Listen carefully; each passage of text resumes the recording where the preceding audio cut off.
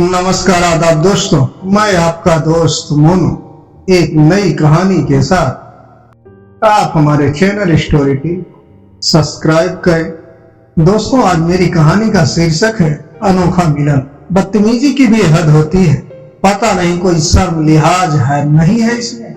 1.5 वर्षीय मनु को गोद में उठाए सुधा बड़बड़ाती हुई बालकनी से अंदर कमरे में घुसी। अरे क्या हो गया और इतना गुस्सा किस बात पर हो रहा है? मोहन ने अपनी पत्नी सुधा का तमतमाया चेहरा देख पूछा। वो सामने वाली सोसाइटी में कोने का दूसरी मंजिल का फ्लैट है ना, उसकी बालकनी में से एक बूढ़ा खूसट कई दिनों से मुझे घूर रहा है, सुधा ने मुंह बनाकर कहा और गोद में नन्ही सी मनु को बेड पर लिटा दिया। ये बात सुनकर मोहन ने बाहर बालकनी में जाकर देखा तो सामने वाली सोसाइटी में एक सफेद दाढ़ी वाला बूढ़ा अपनी बालकनी में टहलता हुआ दिखाई दिया। लगता है कोई नया परिवार अभी हाल ही में आया है।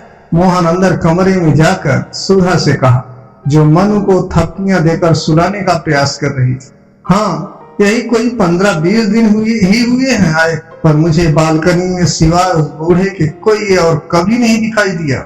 जब देखो कभी कुर्सी डालकर बैठा मिलेगा तो कभी टहलता होगा, मगर नजरें इधर हमारी बालकनी पर ही गड़ाए रखेगा।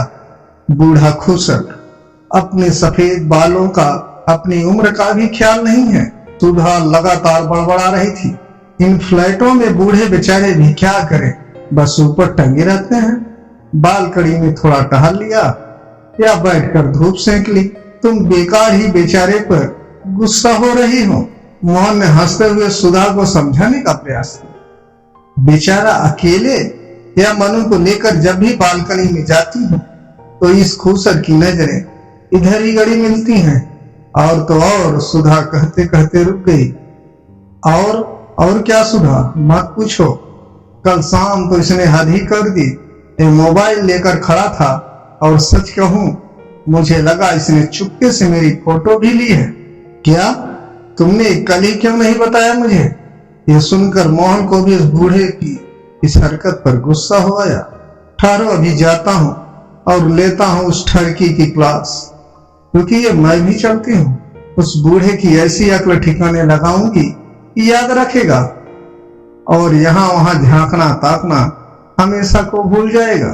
तभी काम वाली रमा वहां गई अपने काम निपटाने के लिए। अरे रमा, आ गई तू, जरा मनु का ख्याल रखना, हम अभी आते हैं, कहकर दोनों तेजी से नीचे उतरे और भन्नाए हुए से उस सोसाइटी में रहने वाले बूढ़े की फ्लैट की सीढ़ियां चढ़ गए। बेल बजाने पर दरवाजा बूढ़े ने ही खोला। उन्हें देखकर बूढ़े के चेहरे पर मुस्कान तैर गई। अरे आप आइए आइए, अंदर आइए। कमरे में नाम मात्र उजाला था। दीवार से लगे एक दीवान पर कोई लेटा था। दीवान की बगल में 2 कुर्सियां और 2 मोढ़े रखे थे। इससे मोहन या सुधा कुछ कह पाते कि एक अस्फुट सा स्त्री स्वर कमरे में उभरा, जिसके शब्द मोहन और सुधा समझ नहीं पाए। बूढ़े ने कमरे की लाइट जला दी तो कमरे की हर चीज साफ साफ दिखाई देने लगी। ये पूछ रही है कि कौन आया है। पिछले 1 साल से अधरंग है, इसे बेड पर ही रहती है, कहते हुए बूढ़ा बुढ़िया के करीब सिरहाने की तरफ बैठ गया। तब तक मोहन और सुधा भी कुर्सियों पर बैठ चुके थे। अरे लाजो, परी के मम्मी पापा आए हैं। बुढ़िया ने लेटे लेटे गर्दन घुमाकर उन दोनों की तरफ देखा और अच्छा कहा, जिसे बूढ़ा ही समझ पाया। बुढ़िया ने फिर कुछ पूछा, शब्दों की जगह मुंह से जैसे फूंक सी निकल रही थी। ये पूछ रही हैं परी को साथ नहीं लाए। सुधा और मोहन एक दूसरे को देखा और बोले, नहीं, कल मैंने आपकी बेटी की फोटो मोबाइल पर इसे दिखाई तो बहुत खुश हुई, बोली ये तो बिल्कुल अपने परी जैसी है। बूढ़े ने भीगी हुई पलकों को साफ करते हुए कहा और फिर बूढ़े ने बगल वाली दीवार की ओर इशारा करते हुए कहा, ये है हमारी परी। दीवार पर एक जोड़ा 2-2.5 साल की बच्ची को उठाए मुस्कुरा रहा। ये आपके बहू, बेटा और पोती। सुधा के मुंह से मुश्किल से शब्द निकले। हाँ, बिल्कुल ठीक पहचाना बिटिया तुमने, बूढ़े ने चहक कर कहा। है ना हमारी परी आपकी बिटिया की तरह? बूढ़े का चेहरा खिला हुआ था। मगर क्या ये अब आपके साथ नहीं रहते? मोहन ने चुप्पी तोड़ते हुए पूछा। इस पर बूढ़े का खिला हुआ चेहरा एकदम से मुरझा गया। उसकी आंखें भीग गई।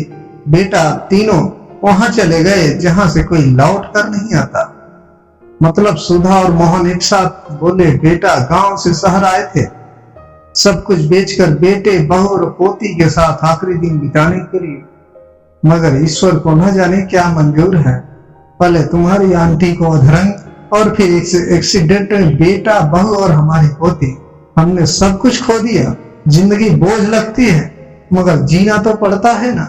ये मेरी पत्नी है, मेरी जीवन संगिनी, इसे अकेले कैसे छोड़ दो। जी रहे थे, यहाँ बेटे के फ्लैट में रहने आ गए, उस किराए की मकान से। किस्मत देखो, मुझे उस दिन बिटिया के हाथों में हमारी परी दिखाई दी तो यूं लगा जैसे किसी ने रेगिस्तान में किसी प्यासे को पानी दे दिया। जब मैंने तुम्हारी आंटी को बताया तो परी को देखने की जिद करने लगी तो मैंने तुम्हारे साथ उनकी फोटो खींचकर दिखाई मोबाइल फोन पर। ये बहुत खुश हुई। महीनों बाद इसके चेहरे पर मुस्कुराहट आई। कहते हुए वह बूढ़ा चुप हो गया। तब तक मोहन और सुधा दोनों खड़े होकर चलने के हुए तो वह बुढ़िया कुछ बोली। दोनों ने पीछे मुड़कर देखा तो बूढ़ा बोला, पूछ रही हैं कहाँ जा रहे हो? चाय माँ से कहिए, उनसे उनकी पोती का मिलन करवाने के लिए उनके बेटा बहू वापस आ रहे हैं। दोनों ने हाथ जोड़ते हुए कहा। मोहन और सुधा ने देखा उस बूढ़े की आंखें भीगी हुई थी और दोनों आशीर्वाद देते हुए उठे हुए थे। राधे राधे दोस्तों, हमारी कहानी आपको कैसे लगी? हमारी चैनल स्टोरी टेल को कमेंट बॉक्स में अवश्य बताएं और हमारे चैनल को अधिक से अधिक सब्सक्राइब करें। धन्यवाद।